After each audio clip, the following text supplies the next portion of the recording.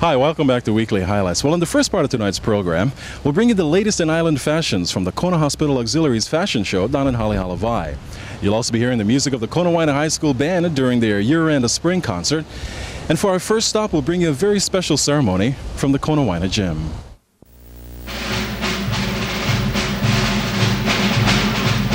The memory of Ellison Onizuka lives on here in Kona, and in the past year and a half, there has been a tremendous outpouring of recognition from the community.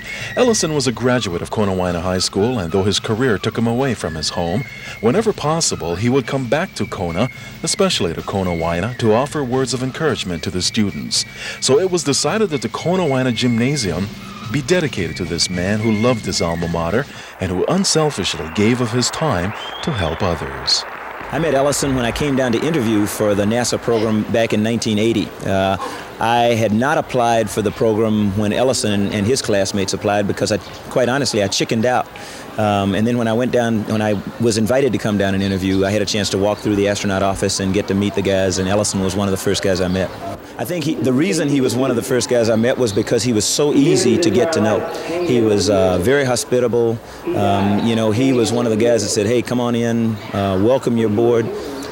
Tried to help you find out what was going on, make sure that was the kind of work you wanted to get into.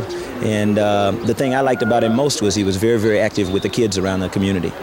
Besides talking with the students of Konawaina High School, Colonel Bolden also managed to talk with the kids of Kahakai Elementary School.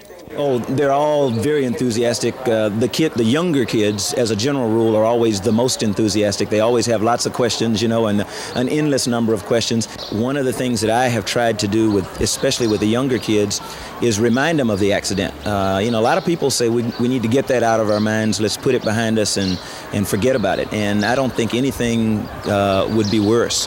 It was a tragedy. I lost 7 very good friends.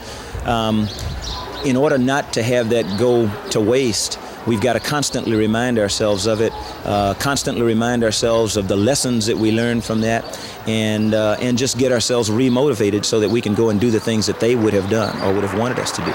In front of a crowd of students and spectators, the unveiling of the Ellison Onizuka Gymnasium took place.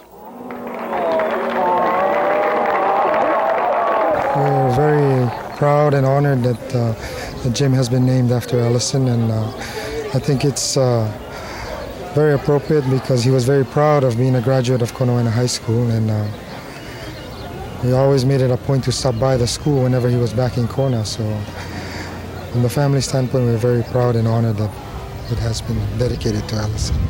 Well, once upon a time, I didn't think I'd make it because my dream is to be a naval fighter pilot. And I didn't think I would make it, but he's told, from what he said, we should just strive and try and accomplish them. He was a good man.